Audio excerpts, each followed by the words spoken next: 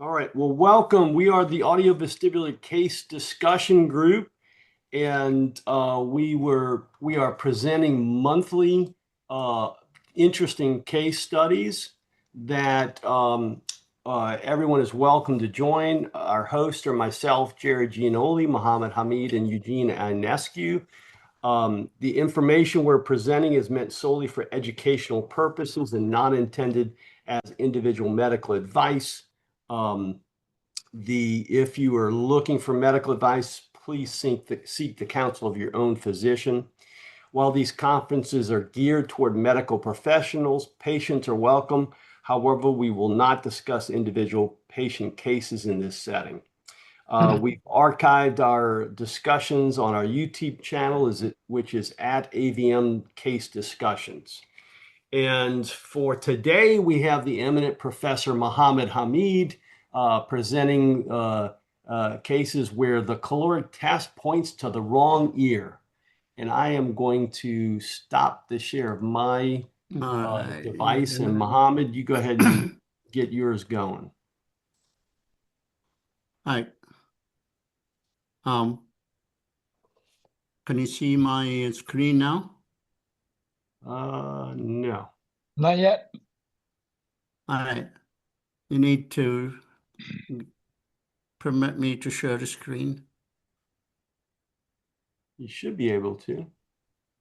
I think you have to request it, is what you have to do. I have to request it? Yeah, just go down to share, hit share, and then request it. Okay. All right. Share. Okay. Send request. Yes, here it is. There you go. You got it. Then,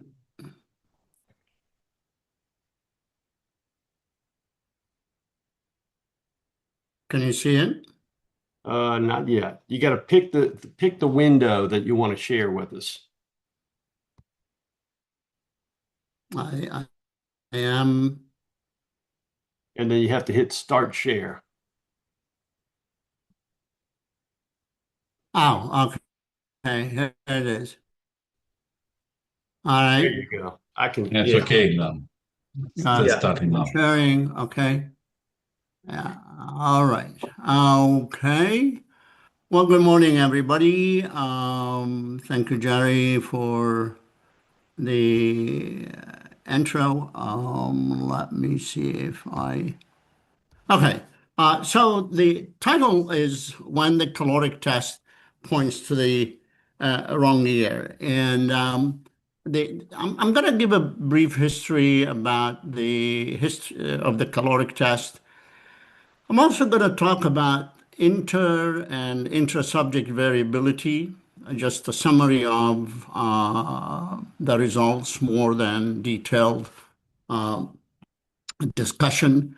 And then the traditional interpretation, the percent canal paresis and percent direction preponderance, in terms of hand calculation versus computerized results, because most computer programs nowadays would only give you percent canal paresis without actually giving you the individual test results. So we know that Robert Barani, Sweden, Uppsala, won the Nobel Prize 1914 for basically discovering the thermal stimulation of the vestibular system. Then the next phase is CP and DP formulas, Leonard Jonkeys in Holland, and then Dix Holpike in the United Kingdom. And eventually, a lot of other people also, I think Coates and a couple of people in Sweden, I'm forgetting the names. But the percent canal paresis and directional preponderance remain the standard measures of the caloric test. Now, there are some facts about the caloric test. The caloric test measures the low frequency of the VOR, essentially no more than zero point 0.1 hertz. And there was a study that presented in 1981, I think might have been on the Pulitzer Society, I can't remember, but focused on calculating the equivalent frequency of the caloric test. Then the chair test, sinusoidal harmonic acceleration, is a mid-frequency test between maybe 0.3 to 1, maybe 2. And then the VHIT is the high-frequency VOR test. Those are important facts about the VOR because comparing, let's say, if we try to compare VHIT to the caloric, it's really like comparing apples and oranges. And there are some practices in the world today who really are gradually giving up on the caloric test, saying that the VHIT is sufficient. And I'd like the faculty and the guests' comments on that.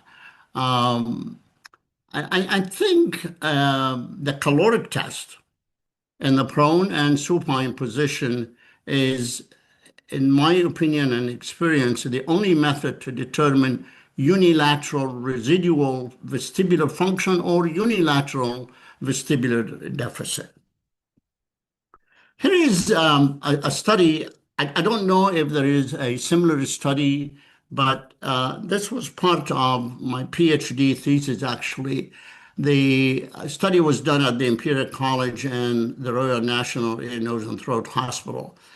I wanted to know what is the variability of the caloric test repeated on the same subject on a weekly basis. And what we're looking at here, the 10 experiments, left 44, right 44, left 30, right 30. Okay, and as you can see, each one of those is the 3 minutes caloric test that you see starting, peaking, decaying.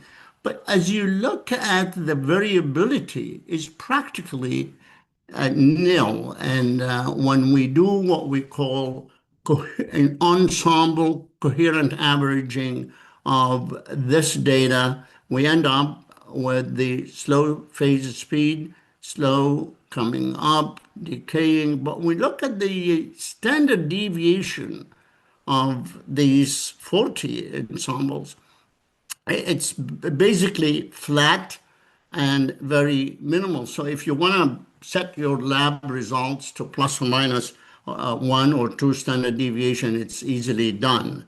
However, if we do the same exercise between subjects, same thing, and get the average of the 10 subjects of 40 responses, we get also the same response in starting low, peaking, and decaying. But when you look at the standard deviation of these results, the peak is evident. More important, that the peak variability is shifted from the peak average.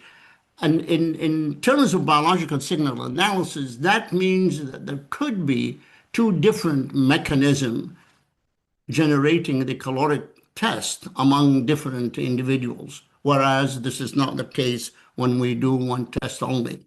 So what are the clinical implications of that caloric test variability in a nutshell? Number 1, I think establishing baseline of an individual for follow-up prior to medical and or surgical interventions, for example, transtympanic perfusion, or even if vestibular nerve section is solidly indicated for that particular patient. The other use is establishing lab references for interpreting caloric test results. I'm not sure that every lab in the world that's doing ENG have established their reference. Most of the time, it's kind of embedded in the software that they are using. And the third is exploring underlying behavior of the vestibular system among different pathologies. For example, Meniere's vestibular neuritis or vestibular migraine. Now, this is why I chose the title, When the Caloric Test Points to the Wrong Ear. The test results usually are printed in the left 44, right 44, left 30, right 30, peak velocity, evaluate the percent canal paresis. In this example, it's a 49%. And when we, 49% the right ear. And sure enough, the right ear is low measurement relative to the left ear, which is normal. So that is pointing to the correct ear. Whereas patient two, the left response is 60-55. That is actually 2 standard deviation above the average, at least in my lab at the time. And the right ear is normal. So here, the end results, without looking at the raw data and the raw calculation, is pointing to the wrong ear. And I don't know. I'd like to hear how many of you really, when they get a report, they look at the individual values. This is a case study for comments. It's a pretty straightforward one, actually. A 39-year-old female with progressive instability and intermittent double vision. She was diagnosed with MS by neurology a couple of years ago. I saw her because of, quote unquote, a positional vertigo with no response to different CRP maneuvers. The exam showed significant worsening of balance with assistant. This patient needed assistance to maintain her balance during walking. She has bilateral INO, most prominent on the right side. Let me see that. See when you look to the right, the abducting eye, you get the jumping, and the left eye slowly going to the nose. So that's her caloric, and that's failure of fixation suppression. So that's the kind of situations where you need to look at the raw data and really make sense of the interpretation. Again, I want to emphasize that the caloric test measures the low frequency, and the chair and VHIT are measuring higher frequencies. Clinically important facts comparing caloric to VHIT is misleading. The caloric test in the prone and supine positions is really the only method we can evaluate a unilateral deficit in 1 year. So here's a question. Maybe I should stop and ask the faculty to comment, but one of the questions I would like you to comment on is, does VHIT replace caloric test? Because this is becoming a global trend. Podium is yours, gentlemen and ladies. I don't know how many ladies we have. So you've hit on a pet peeve of mine, Mohamed. The whole idea that VHIT can replace caloric testing, which it's, again, you said it perfect. It's apples and oranges. The other way I explain it to students or residents, it's sort of like saying if you did a hearing test and you only tested 250 hertz and said, oh, he's got normal hearing, it completely ignores, Yes. 8,000, 6,000 hertz. And we're doing the same thing with the vestibular system. And as well as I, when patients come in with vestibular problems, a lot of times it'll be focused more on the low end or the high end, but not necessarily everything. And to say VHIT can replace calorics, I think is very short-sighted. Personally, I think it's replacing it mainly because of, at least in the US, because of reimbursement issues more than anything else. You can do VHIT real quick. You get reimbursed for it. Caloric testing, you get one fee, whether you do just cold calorics or you do cold and warm, and it takes a lot more time to do. Of course. Yes, agree. All right, Eugene? But it's very simple. I will respond very quick. I think that as in for the assessment of the auditory system, If you perform only VHET, it's like you test only 2, 3, or 4 kHz very quick with with the tuning fork. It's impossible to in order to get a very good assessment of the vestibular system, you must do multifrequential, including, of course, rotatory tests and VHT. Why not? But caloric tests are indispensable for a good assessment of the vestibular system, and to because as in audiometry, when you look like a skill loop audiometry, you know that it's a Presby acousis. And when you look to the supplementary vestibular assessment and you have a caloric test which is very low, and a history with a patient which have spilling vertigo with tinnitus on low frequencies, uh, should look after. When the VHT it's normal, you could look after and high drops and emphatic high drops. Those is indispensable to have caloric test. I know that when we had to see somebody at the urgence in emergency room, we have to do head impulse test from VHET. It's maybe to get an orientation, but when we speak about a real assessment of the vestibular function, you must perform multifrequential assessment, so caloric test included. I'm sorry, go ahead, Art. I'm sorry. Oh no, that's okay. I gotta say I'm totally preaching to the converted here, but I totally agree. Caloric tests are indispensable for a few different reasons. First of all, calorics and the V-hit, you put a number on this and a number on that. Caloric test, I mean, you get a number for it, but you also get a subjective sensation of the clinician. Oh, this is a really good response. Like, did you get a really good, robust response going up and then going down, or did you get like 5 beats of nystagmus, which you still have to call a response? You can sort of say, well, the responses were really, really good.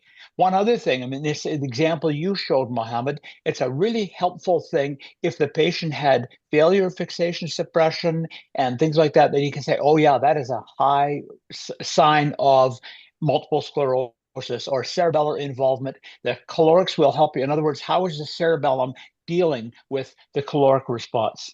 The other thing is in Vancouver, we have 25% of the patient population doesn't speak English as a first language.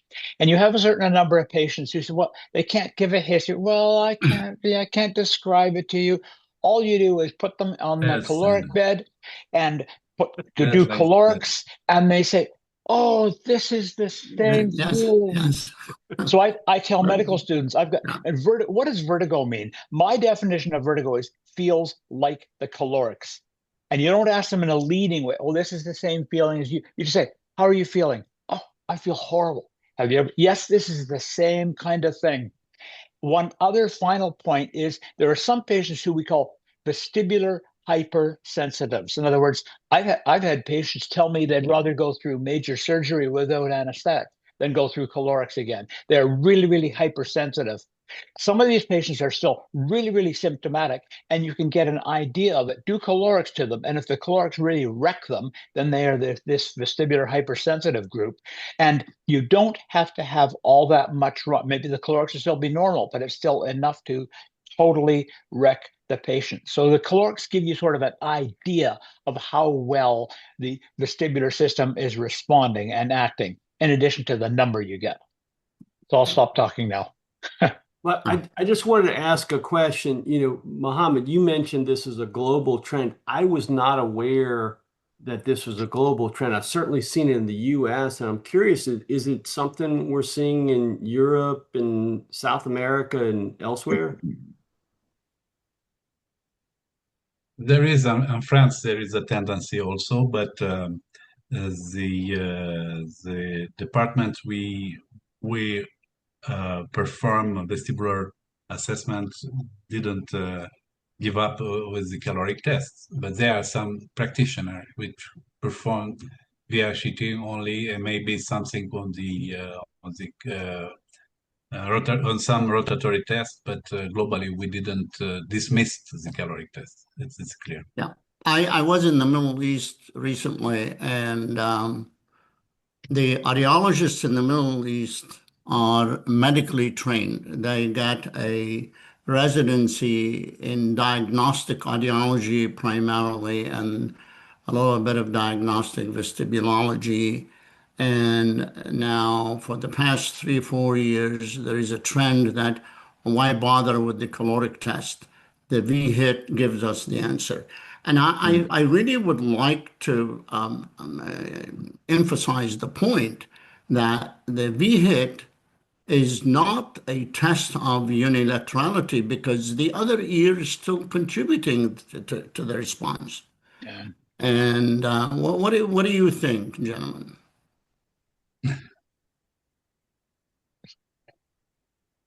Oh, That- at least I will tell you from an experiential standpoint, absolutely. It's, you're Yeah. getting contribution from the contralateral canal when you're stimulating. I mean, you're getting inhibitory and excitatory at the same Sure, yeah.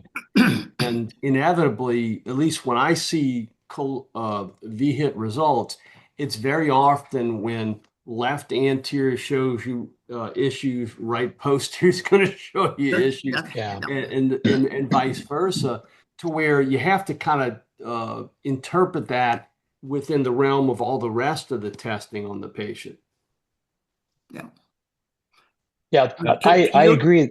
To your point, Art, about the residents or the patients don't know what vertigo is, the residents that rotated with me when I was at the Cleveland Clinic, neurologist and ENT, one of the first things we used to do is, do you know what vertigo is? Oh, yeah, the things are spinning. I said, well, how about if we run it by you and I get them to do caloric tests? Yeah, And yeah. actually that was welcomed in many ways. Yeah, So residents used to have to undergo calorics. All residents used to have to undergo calorics, and most medical students too. I don't think that's the case anymore. When yes, And one other thing I was going to say about calorics, the V-hit is very good. It'll tell you this side's bad and this side's good. Here's in the patient who has lingering complaints, you do calorics and one side is, really, really, really bad. If you have lingering complaints, you can have one side which is really bad but still slightly functioning. So calorics will tell you, especially ice water calorics, if you need to, is there a reduction or is it totally wiped out? Sometimes patients don't, why haven't they compensated? Well, they haven't compensated because the bad side has still got a little bit of fluctuating function. And that can be a real problem, which an ENT doctor can fix with steroids or gentamicin injection or something.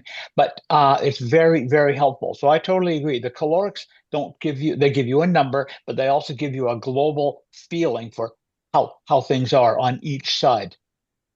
the other thing is most people think that the ice water caloric actually is the strongest stimulus, where in fact it isn't. When you look at it, it's an inhibitory in the supine Yeah, position. your point's So taken. Yeah, that's why I flipped them upside down. The prone caloric test is the yeah, max with ice is the maximum stimulation yeah, of that ear. And that is very helpful, honestly, at least when I try to use the gentamicin perfusion yeah. to eliminate any residual vestibular function that you will not see if you do the ice test in the supine position. Yeah.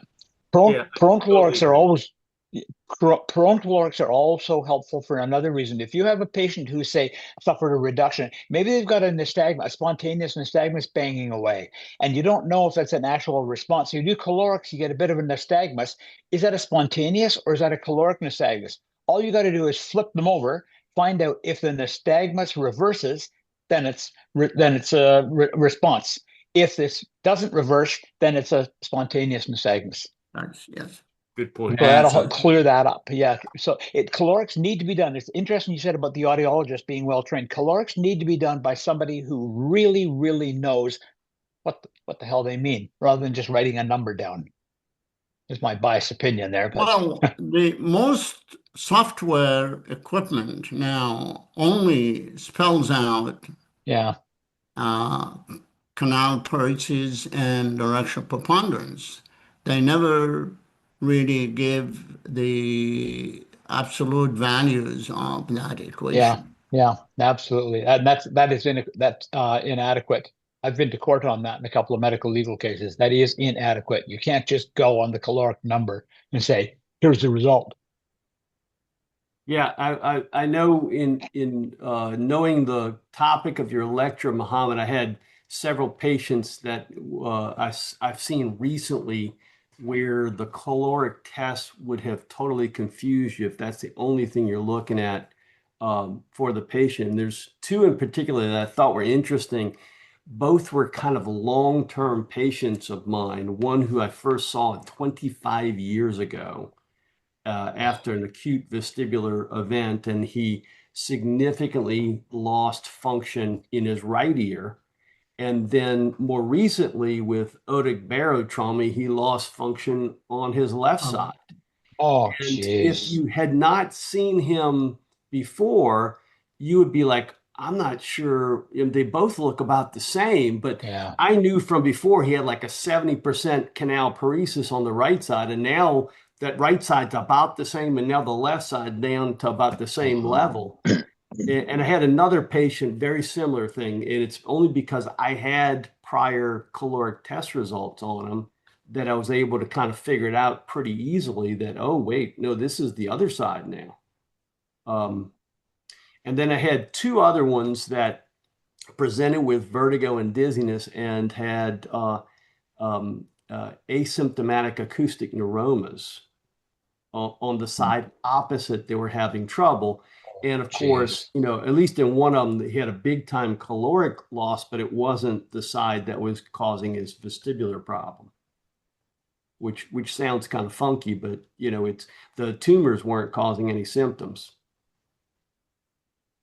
And another very, very interesting this what you just told us, art, and because you spoke about the caloric test, and we're speaking about the caloric test, there is some research teams in France which tried, and they have some interesting results, and I must agree that I tested in some patient with a we test the caloric test in the crisis and crisis in patients with many disease, and we stimulated with the warm uh,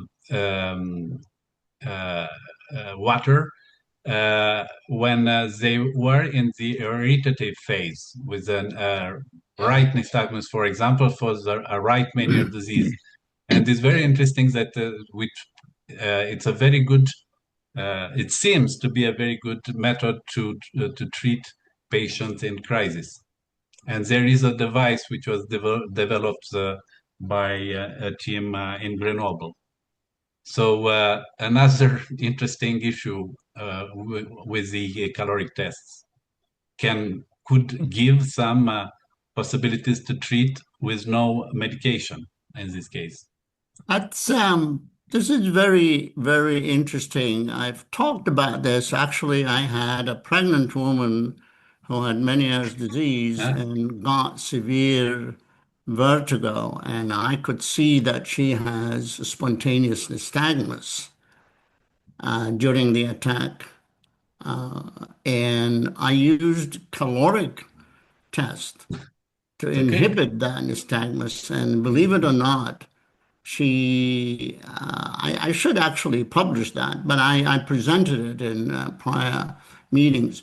And she carried over the last trimester, and I treated her 3, 4 times. Interestingly enough, once she's treated one time, it actually gives her about 2 to 3 weeks of no problems at all. So I think we should be able to talk about the Yeah. therapeutic effects of the caloric test. I want to go Oh, publicly about that, but where is that work done, Eugene, in France? And Grenoble. In Grenoble? Okay. Yeah. Yeah. Yeah. Mhm. Yeah, maybe we should. I have the Yes. videos actually of that patient. Very interesting, but I kind of was keeping it so that I don't be the first one to talk about it. Interesting. Hmm. Therapeutic effect of the caloric test. Do you think this would be a good topic at the ANS, Yes, Gary? could be. Could be. I think Yeah. it would. You know, when you were mentioning barony, I recently pulled up, and it's on the internet, his Nobel Prize winning speech Oh yeah. about the caloric test. And because I had always heard stories about it, and it was his speech was actually more interesting than the stories I had heard. But you know, the bottom line is he figured this out when he was using calorics therapeutically to get wax out of people's ears, Yeah. and realized if the water was too hot or too cold, he made them real dizzy and they got nystagmus. And then he would change the temperature, they'd come back. Yeah. I mean, he must these patients been just about as masochistic as your patient that wanted to get 10 calorics in 10 weeks, Mohammed. I totally second that. I've actually read that. It's good thing. Two things about a Nobel Prize: you can't nominate yourself. Sorry, everybody. You have to have someone else nominate you, and you have to write a great, big, huge, long, long essay about everything you've been thinking about, as Jerry said. And I've read that, and Dr. Barani was really delightfully telling people, yeah, like you said back then, he had to treat mastoiditis, so he just sort of irrigated patients' mastoid cavities because they were so, it was smelly and pussy, and so that was his job. Then he switched to water, and the patient would say, "Oh, doctor, I'm still spinning, but this time I'm spinning the opposite direction." And Mhm. Dr. Barani said, "Oh my God, I think I'm onto something." And he was dead right, but he was sort of like Jerry said, he sat there, thought about what was going on after his patients had told him what he'd just done to them. So it was a fascinating thing. So yeah, pull it up. It's great. Yeah, it's another Yes. scenario where if you listen to your patients, you'll learn a lot. Mm. Yeah. And about this, when the caloric test points the wrong year or vice versa, I had some patient which finally evaluated to a bilateral vestibulopathy. And in some cases, I observed that the vestibular function it's actually fluctuating. And in case of auditory fluctuation before the audition go lower and lower.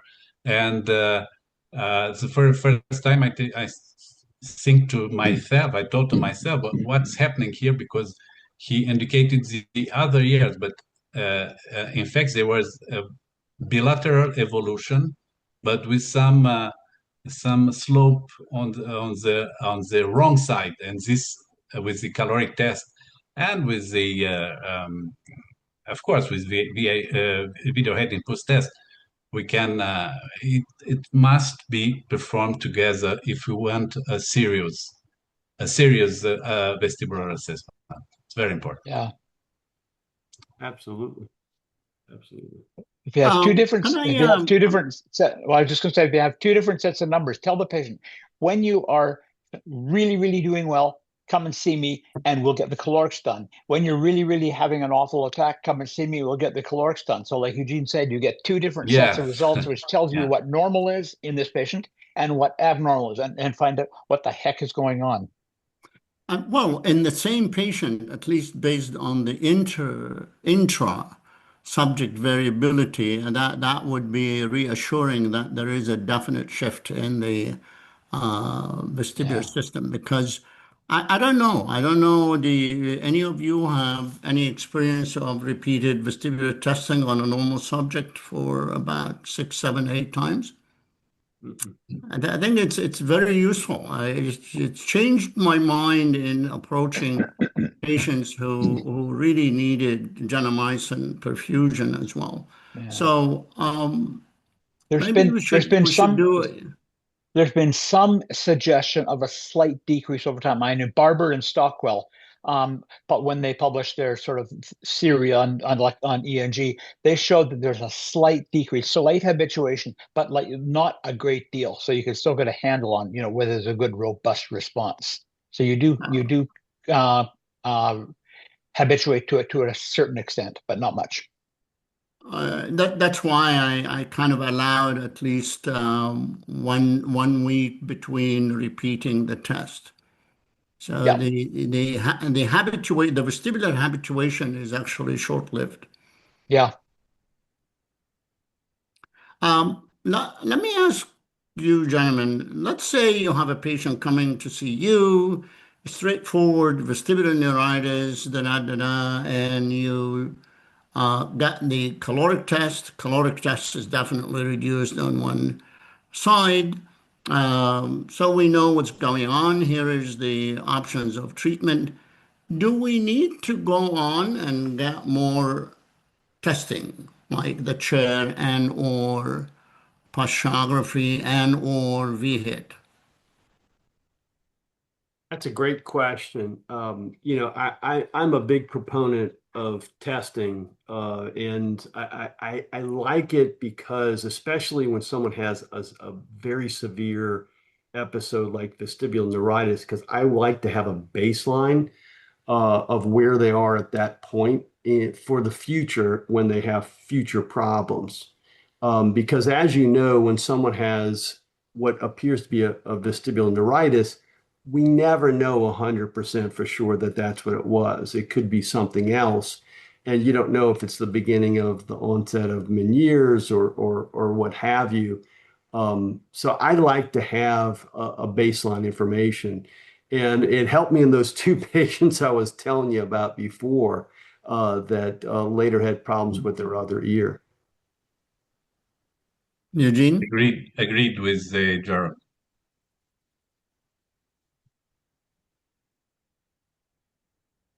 How about Art, yourself, Mo? what do you do in Canada, Art? In in Canada, we sometimes repeat because of course the waiting list is really, really long to get into the clinic. The sort of money side of things is a little bit different because it's looked after by the hospital. But the calorics can be repeated. It's so good. And basically, you say if you've got a good chance of getting useful information, then it's good to have the patient come back again because useful information means like Eugene says, sometimes you can have a fluctuation. If you see a patient twice and the results are fluctuating, then maybe that's one of the explanations for how come they're not compensating. Because that's what the patients will say. Well, the internet says I'm supposed to compensate and get better, and my physiotherapist says I'm going to get better, and I'm not getting better. You got to answer that question. What the heck is going on? Doing calorics again and again can give you the answer to that. If the patient's got fluctuating function, then it's like an airplane engine fluctuating. You don't know how to compensate. You don't know how to fly your airplane. So if it gives you extra useful information, then I think it's a good idea to do the calorics again.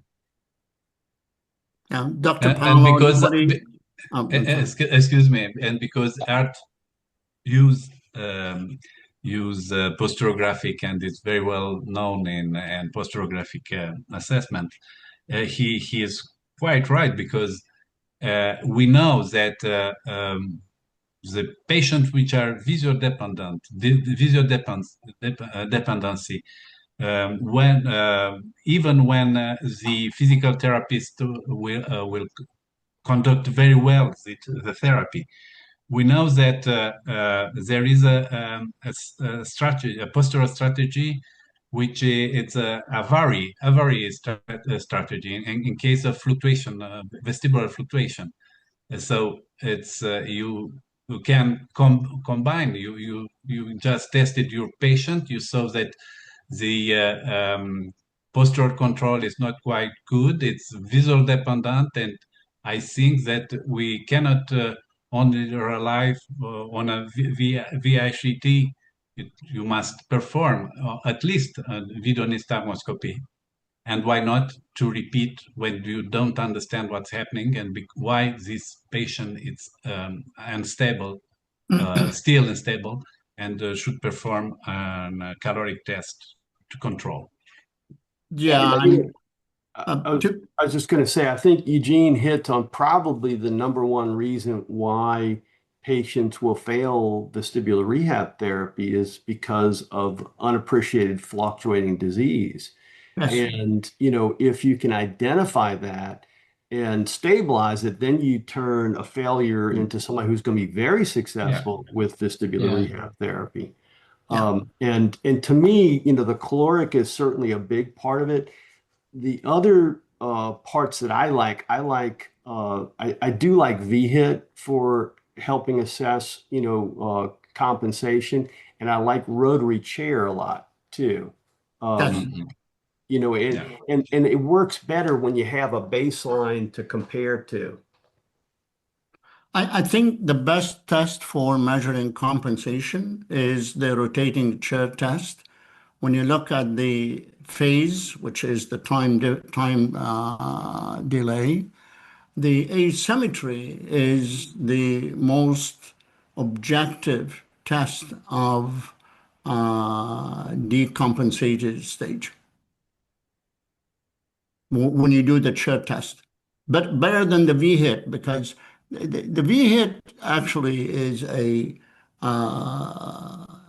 fast high frequency where the phase and symmetry, at least from the chair test, do not necessarily change a lot. What do you think, Jerry? Because I know you have the two systems. Yeah, so I kind of look at them. One is looking at that compensation, from zero point 0.1 to 1 hertz, and the other one's looking at the compensation at the higher frequencies. And my general impression is a lot of patients will compensate on those lower frequencies, but not as much in the higher frequencies. And I think it's mainly because they just don't want to move their head fast, because it doesn't feel good. But of course, the other thing is, they may have a fluctuating vestibular problem too. But I think they kind of look at different things. But I'm with you. I think the rotary chair is it's certainly I think the gold standard in assessing compensation. I think we're still a little bit learning about V-hit when it comes to compensation, but I think it's going to be a good tool. Yeah, that's true. Dr. Paolo, what do you do in your practice, if I may ask?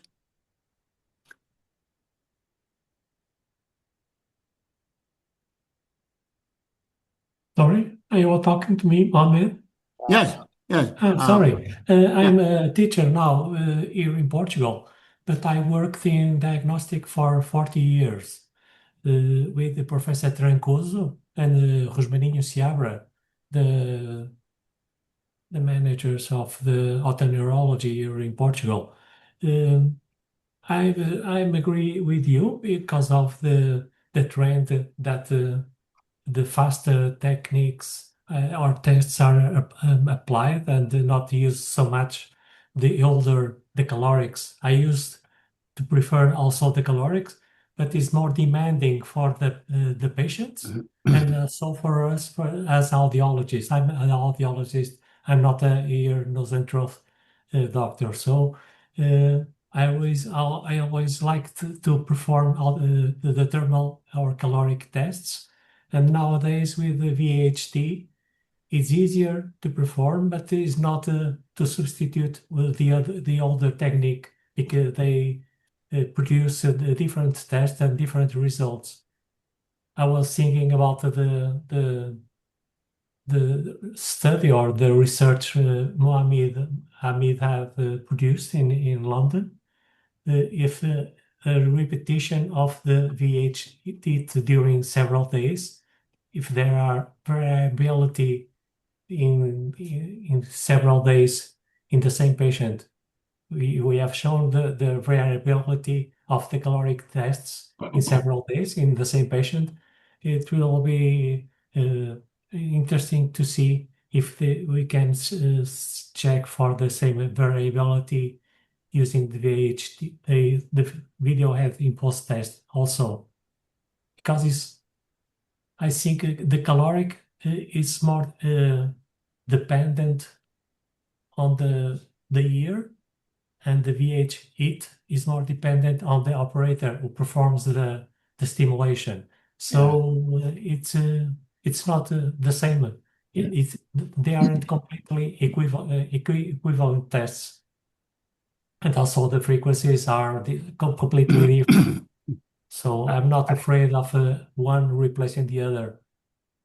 I think you make a good point there. The V hit is, it's very operator dependent, and at the same time too, caloric testing is dependent on someone who knows what they're doing, and which kind of leads me to one of my pet peeves is another. I got a lot of pet peeves, but one of them is I see this, I guess, too frequently. Someone who has had um, air calorics done, and they have quote unquote bilateral vestibular loss.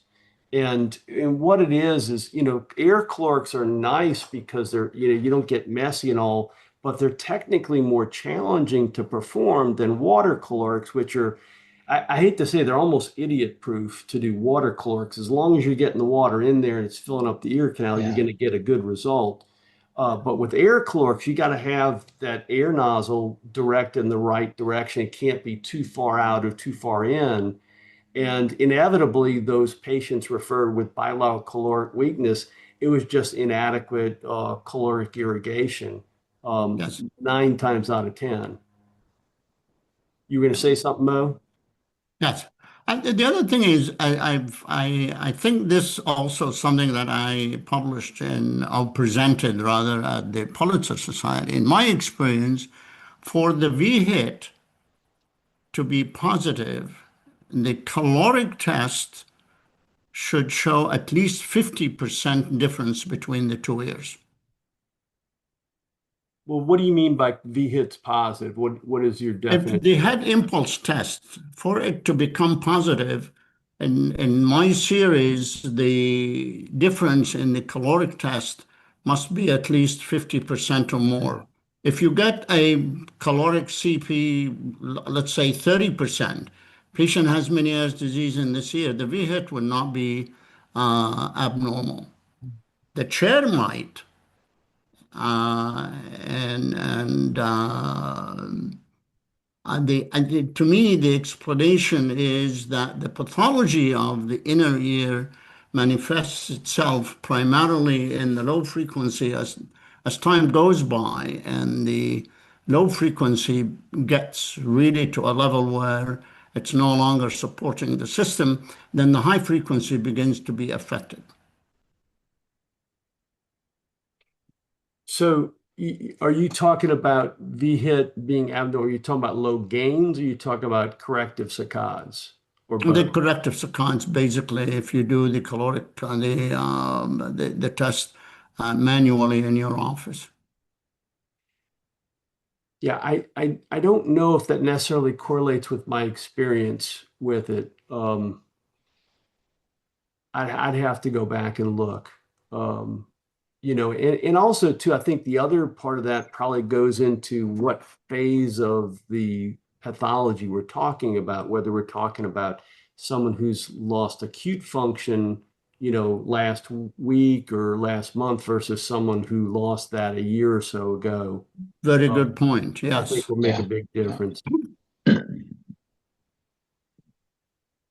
Now, the V hit, like you said, Mohammed, can often be normal or near normal. The V hit is a good indicator that you have done a reasonably good job of compensating. But like you said, it's good to do both calorics and V hit because it can mask oh, your V hit's normal, and the patient says, oh, doctor doesn't believe me. My tests are normal. The doctor doesn't think there's anything wrong. I think the VH should be done in the prone and supine position. The-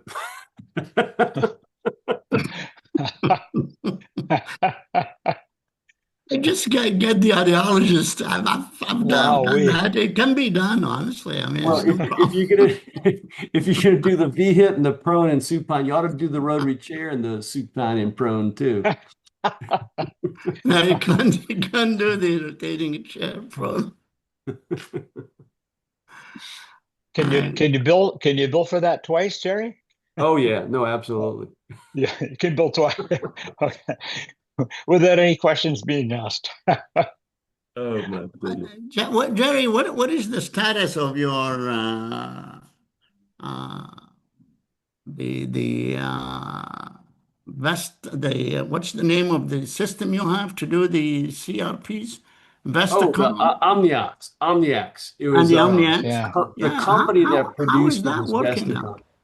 Well, it's funny you should ask. It broke this week. I'm, I'm sorry to hear.